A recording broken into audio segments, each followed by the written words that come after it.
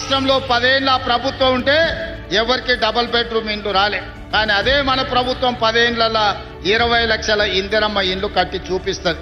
ఇవాళ మీకు ration card వచ్చినా, ఇవాళ మీకు సన్నబియ్యం వచ్చినా, ఇవాళ మీకు ఇందిరమ్మ ఇల్లు వచ్చినా, ఇవాళ మీకు సారె పేరు మీద ఇందిరమ్మ చీర మీకు వచ్చినా, ఇవాళ మీకు 200 యూనిట్ల కరెంటు వచ్చినా, ఇవాళ మీకు 21,000 కోట్ల రైతు రుణమాఫీ జరిగినా, ఇవాళ మీకు రైతు భరోసా కింద 9 రోజుల్లో 9,000 కోట్ల రూపాయలు వచ్చినా, ఇవాళ నిరుద్యోగ యువకులకు మొదటి సంవత్సరమే 60,000 ఉద్యోగాలు వచ్చినా, ఇట్లా చెప్పుకుంటూ పోతే చాంతాడంత లిస్ట్ ఉంది. ఇవన్నీ ఎందుకు వచ్చినాయంటే ఒక మంచి ప్రభుత్వం ఈ రోజు పాలనలో ఉంది.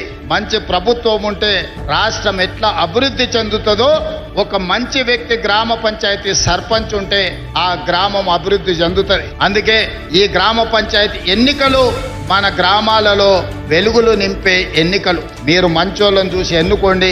మీ గ్రామాలకు నిధులిచ్చే బాధ్యత, ఈ తెలంగాణ రాష్ట్రాన్ని అభివృద్ధి చేసే బాధ్యత ఈ ప్రభుత్వం తీసుకుంటూ